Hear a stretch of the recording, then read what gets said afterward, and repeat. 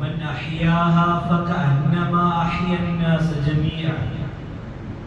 നമ്മളോട് പറയാണ്, നിങ്ങൾക്ക് ആർക്കെങ്കിലുമൊക്കെ ഒരാളുടെ ജീവനെ രക്ഷപ്പെടുത്താൻ കഴിയും, ഒരാൾക്ക് ജീവൻ കൊടുക്കാൻ കഴിഞ്ഞാൽ അല്ലാഹു പറയുന്നു, ഈ ലോകത്ത് മുഴുവൻ ആളുകൾക്കും നിങ്ങൾ ജീവനും ജീവിതവും കൊടുത്തതിന് പ്രതിഫലം നിങ്ങൾക്ക് ലഭിക്കുന്നതാണ് എന്ന് പരിശുദ്ധ ഖുർആൻ. മുഴുവൻ ആളുകൾക്കും നിങ്ങൾ ജീവിതം കൊടുത്ത പോലെയാണ് എന്ന് പരിശുദ്ധ ഖുർആൻ. അവിടെ മഹാന്മാരായ ആളുകളൊക്കെ അതിനെ വിശദീകരിച്ചുകൊണ്ട് പരിചയപ്പെടുത്തി തരുന്നുണ്ട്. വിശദീകരിച്ചുകൊണ്ട് തഫ്സീറുകളിൽ കാണാൻ കഴിയും. അങ്ങനെ ഉദ്ദേശിച്ചത് ആ അഹ്യാഹ എന്ന വ്യക്തി എന്ന് പറയുന്നത് ചിലപ്പോ മുങ്ങി മരിക്കാൻ പോകുന്ന ആളെ രക്ഷപ്പെടുത്തലാവാം, അല്ലെങ്കിൽ അഗ്നിബാധയേറ്റ് തീക്കത്തലിലേക്ക് പോകുന്ന ഒരു മനുഷ്യനെ അതിൽ നിന്ന് രക്ഷപ്പെട്ടതിലാവാം, അല്ലെങ്കിൽ ഒരു മനുഷ്യൻ എല്ലാം കൊണ്ടും നശിച്ചു പോകുന്ന സമയം അവനെ അതിൽ നിന്ന് രക്ഷപ്പെടുത്തുന്നതാവാം, അല്ലെങ്കിൽ ഒരു ഒരാൾ വിശന്ന് വലഞ്ഞ് മരണത്തിലേക്ക് പോകുന്ന സമയമാണ്, എന്നാലും അവനെ അതിൽ നിന്ന് രക്ഷപ്പെടുത്തുന്നതാവാം. അങ്ങനെ ആ വാക്കിനെ മഹാന്മാർ ഒരുപാട് വിശേഷണങ്ങളുമായി വിശദീകരിച്ചു തരുന്നുണ്ട്. അങ്ങനെ തന്നെയാണല്ലോ ഇസ്ലാം. ഇസ്ലാമിന്റെ കർമ്മശാസ്ത്രം എടുത്തു നോക്ക്. ഒരു മനുഷ്യൻ ഉദു എടുക്കാൻ വേണ്ടി അദ്ദേഹത്തിന്റെ കയ്യിൽ വെള്ളമുണ്ടായിരിക്കെ എന്തൊരു ഭംഗിയായിട്ടാണ് ഇസ്ലാം ഇതിനെ മുന്നോട്ട് കൊണ്ടുപോകുന്നത്. ഒരാളുടെ കയ്യിൽ ഉദു എടുക്കാനുള്ള വെള്ളമുണ്ട്. ആ സമയം ദാഹാർത്തനായ ഒരു മനുഷ്യൻ ദാഹിച്ചു വലഞ്ഞ് ആ മനുഷ്യന് ആ വെള്ളം കിട്ടിയില്ലെങ്കിൽ മരിക്കുമെന്ന ഉറപ്പാണെങ്കിൽ അദ്ദേഹം ഉദു എടുക്കരുതെന്ന്, ആ വെള്ളം ആ ദാഹിച്ചു വരുന്നവന് കൊടുക്കണമെന്ന് ഇസ്ലാം പഠിപ്പിക്കുകയാണ്. എന്ന് മാത്രമല്ല, ഒന്നുകൂടെ നന്നാക്കി പറഞ്ഞാൽ, ആ മനുഷ്യൻ ആ വെള്ളം കൊടുക്കാതെ ഉദു എടുത്തതിന്റെ പേരിൽ ദാഹിച്ചു വന്നവൻ അവനുമായി ശണ്ട കൂടി വെള്ളമുള്ളവനെ കൊലപ്പെടുത്തി കഴിഞ്ഞാൽ ഇസ്ലാമികമായിട്ട് പറയും കൊന്നവന് ശിക്ഷയില്ല. അത്രത്തോളം ഇസ്ലാം ദാഹിച്ചു വലഞ്ഞവന്റെ മുമ്പിൽ. അതിൽ മാത്രമല്ലല്ലോ, ആരാധനകളിലും അങ്ങനെയാണ്. ഒരു ജുമാ നിസ്കരിക്കുമ്പോൾ നമ്മളിവിടെ നിസ്കരിക്കുന്ന സമയത്ത് ഒരു അന്ധനായ മനുഷ്യൻ അഗ്നിബാധയിലേക്ക് അല്ലെങ്കിൽ ഒരാൾ തീക്കുണ്ടാരത്തിലേക്ക് വീഴാൻ വേണ്ടി ഇങ്ങനെ പോവാണ്. നിസ്കാരത്തിനൊന്ന് വജബ അലൈഹി ഖത്ഉസ് സലാ, അവൻ നിസ്കാരത്തെ മുറിച്ച അന്ധനെ, കണ്ണു കാണാത്തവനെ പോയി രക്ഷപ്പെടുത്തണമെന്നാണ് ഇസ്ലാം പഠിപ്പിച്ചത്. നോമ്പ് അങ്ങനെ തന്നെയാണ്. നോമ്പെന്ന ആരാധനയിലേക്ക് ഒരാൾ വെള്ളത്തിൽ ഇങ്ങനെ മുങ്ങി മരിക്കുന്ന സമയം ഒരാൾ ഇങ്ങനെ നോമ്പ് നോച്ചിട്ടുണ്ട്. ഇയാൾ നോമ്പ് മുറിക്കലല്ലാതെ ഇയാളെ രക്ഷപ്പെടുത്താൻ വേറെ വഴിയില്ല എങ്കിൽ അദ്ദേഹം നോമ്പ് മുറിച്ചു കൊള്ളട്ടെ. നോമ്പ് മുറിക്കണം, വജബ അലൈഹി ഖത്ഉസ് സൗം, മുറിച്ചിട്ട് ആ മനുഷ്യനെ രക്ഷപ്പെടുത്തട്ടെ. ഇങ്ങനെ ഇസ്ലാം പഠിപ്പിക്കുമ്പോ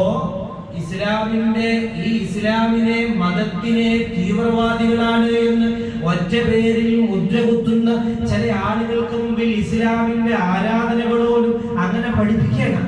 മനുഷ്യനെ സ്നേഹിക്കണമെന്ന് പഠിപ്പിച്ചു.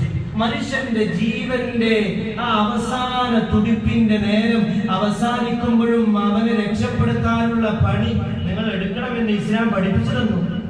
അതെല്ലാം അങ്ങനെയാണ്, എല്ലാ കാര്യത്തിലും അങ്ങനെ തന്നെയാണ്.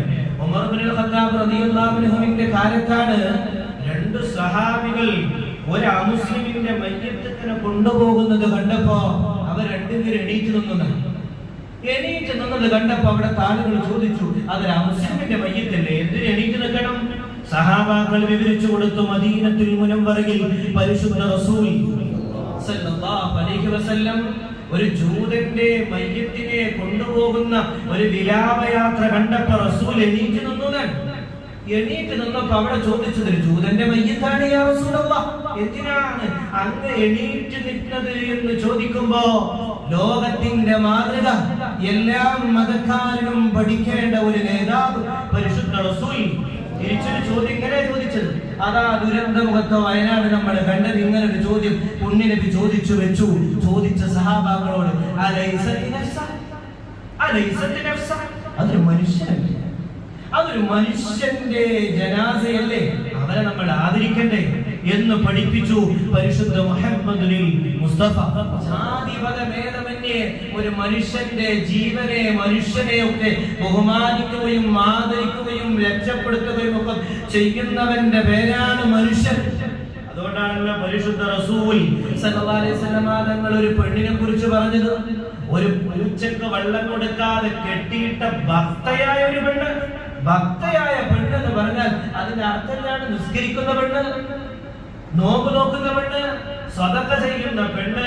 ഒരു പൂച്ചയെ കെട്ടിയിട്ട് വെള്ളം കൊടുക്കാത്തതിന്റെ പേരിൽ ആ പെണ്ണിനെ കുറിച്ച് പരിശുദ്ധ റസൂൽ പറഞ്ഞത് ഇന്നഹാ മിൻ അഹ്ലിന്നാർ, ആ പെണ്ണ് നരകത്തിലാണെന്ന്. നരകത്തിലാണ് ആ പെണ്ണ്. ഒരു പൂച്ചയ്ക്ക് സ്വസ്ഥത കൊടുക്കാതെ നിസ്കരിച്ചിട്ട് കാര്യമില്ലെന്ന് പഠിപ്പിച്ച മതത്തിന്റെ പേരാണ് ഇസ്ലാം മതം. ആ പ്രവാചകന്റെ പേരാണ് മുഹമ്മദുൽ മുസ്തഫ. അത് പറഞ്ഞു വെച്ച അതേ സമയത്ത് തന്നെയല്ലേ പരിശുദ്ധ റസൂല് മറ്റൊരു കാര്യവും പറഞ്ഞത്? വ്യഭിചാരിയായ ഒരു അബദ്ധ സഞ്ചാരിയായ ഒരു പെണ്ണ് ഒരു നായക്ക് വെള്ളത്തിന് വേണ്ടി നാവ് നീട്ടി മുമ്പിൽ വന്നപ്പോ പല രീതികളിലും ആ നായിക്ക് വെള്ളം എടുത്തു കൊടുത്ത പെണ്ണിനെ കുറിച്ച് പരിശുദ്ധ റസൂൽ പറഞ്ഞു, ആ പെണ്ണ് വ്യഭിചാരിയാവട്ടെ, അബദ്ധ സഞ്ചാരിയാവട്ടെ, ആ പെണ്ണ് ഇന്നഹാ മിൻ അഹ്ലിൽ ജന്ന, ആ പെണ്ണ് സ്വർഗ്ഗത്തിന്റെ അധികാരിയാണെന്ന് പരിശുദ്ധ റസൂൽ സല്ലല്ലാഹു അലൈഹി വസല്ലം. ഇതാണ് ഇസ്ലാം. ഇങ്ങനെ എല്ലാത്തിനെയും ജന്തുമിത്രാദികളുടെ ജീവനെ കുറിച്ച്, മനുഷ്യന്റെ ജീവനെ കുറിച്ച് ബഹുമാനിച്ച ഒരു മതം, ഒരു പ്രവാചകൻ സല്ലല്ലാഹു അലൈഹി വസല്ലം. ഇവിടെ നമ്മൾ മനസ്സിലാക്കേണ്ടത് മനുഷ്യന് വേണ്ടി കഷ്ടപ്പെടാൻ നമുക്ക് കഴിയണം. നമ്മളെ എപ്പോഴും ഓതുന്ന ഒരു സൂറത്തുണ്ട്, സൂറത്തുൽ മാഊൻ. ഫവൈലുൽ ലിൽ മുസല്ലീൻ. വിശദീകരിക്കാൻ സമയമില്ല. ഫവൈലുൽ ലിൽ മുസല്ലീൻ, നിസ്കരിക്കുന്നവർ നാശത്തിലാണ് എന്ന് പറയുന്ന അവിടെ വിശദീകരിച്ചുകൊണ്ട് ഇബ്നു കതീറിലൊക്കെ കാണാൻ കഴിയുന്നതാണ്. മഹാന്മാർ അതിനെ വിശദീകരിച്ച് കാണിച്ചു തരുന്നുണ്ട്. ആ നിസ്കരിക്കുന്നവൻ നാശത്തിലാണെന്ന് പറഞ്ഞാൽ മറ്റൊരുത്തന് നന്മ ചെയ്യാതെ നിസ്കരിക്കുന്നവൻ നാശത്തിലാണെന്ന് പഠിപ്പിച്ചു പരിശുദ്ധ ഖുർആൻ. മറ്റൊരുത്തന് നന്മ ചെയ്യുമ്പോ, അവന്റെ ജീവിത കാര്യങ്ങളിൽ ഇടപെടുമ്പോ, മറ്റൊരുത്തന്റെ പരിവേദന നമ്മുടെ വേദനയായി മാറുമ്പോ, മറ്റൊരുത്തന്റെ കണ്ണു നിറയുമ്പോ നമ്മുടെ കണ്ണു നിറയുകയാണെങ്കിൽ, മറ്റൊരുത്തന്റെ വേവലാതിയും മറ്റൊരുത്തന്റെ പ്രയാസവും സ്വന്തം പ്രയാസമായി നിൽക്കുമ്പോഴാണ് ആ മനുഷ്യനെ മതത്തിൽ മുഅ്മിൻ, സത്യവിശ്വാസി എന്നൊക്കെ വാക്ക് പറയുക. അതുകൊണ്ടാണ് പരിശുദ്ധ ഖുർആൻ ഇങ്ങനെ പറഞ്ഞത്, വമൻ അഹ്യാഹാ ഫകഅന്നമാ അഹ്യന്നാസ ജമീഅ. നമ്മളത് കണ്ടവരാണ്. അല്ലാഹു കാത്തിരക്ഷിക്കട്ടെ. നമ്മൾ എന്തൊക്കെ സംഭവങ്ങളാണ് പ്രിയപ്പെട്ടവരെ കണ്ടുകൊണ്ടിരിക്കുന്നത്. ഒരു മൃഗം മറ്റൊരു മൃഗത്തിനെ സംരക്ഷിക്കുന്നു, ഒരു മൃഗം മറ്റൊരു മനുഷ്യനെ സംരക്ഷിക്കുന്നു, ഒരു മനുഷ്യൻ മറ്റൊരു മനുഷ്യനെ തന്റെ ജീവൻ പോലും പണയം വെച്ച് സംരക്ഷിക്കുന്നവന്റെ മുമ്പിൽ നിസ്കരിക്കുകയും നോമ്പനുഷ്ഠിക്കുകയും ഹജ്ജ് ചെയ്യുകയും ഉംറ ചെയ്യുകയും ഒക്കെ ചെയ്ത് മറ്റൊരുത്തനൊരു ഉപകാരമില്ലാതെ നടക്കുന്നവൻ അവനേക്കാൾ എത്ര നല്ലവൻ. ആലോചിച്ചു നോക്കൂ. അള്ളാഹു കാത്തിരക്ഷിക്കട്ടെ. അങ്ങനെ തന്നെ ഇസ്ലാം പഠിപ്പിച്ചു തരികയാണ്.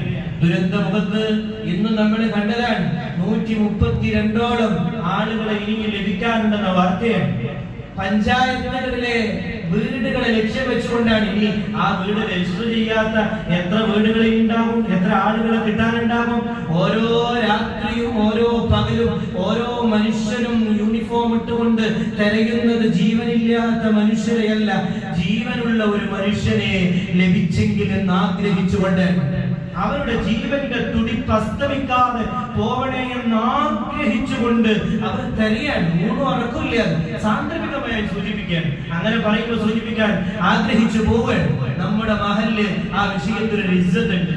പഞ്ചായത്തിലെ അതിന്റെ വാർത്തകൾ വന്നുകൊണ്ടിരിക്കുമ്പോ ചില വീടുകളോ റെക്കോർഡുകൾ ഇല്ലാതെ ബുദ്ധിമുട്ടുമ്പോഴാണ് നമ്മൾ മാതൃകായോഗ്യമായി പല ആളുകളും നേതാക്കന്മാരും പ്രോത്സാഹിപ്പിച്ച ശ്ലാഘനീയമായി പറഞ്ഞ നമ്മുടെ നാട്ടിലുള്ള മഹല്ല് സർവേകളെ പോലെയുള്ള സംവിധാനങ്ങൾ എത്ര അനുയോജ്യം, എത്ര ശ്ലാഘനീയം, എത്ര ശോഭനാർഹനീയം. അള്ളാഹു അനുഗ്രഹിക്കട്ടെ.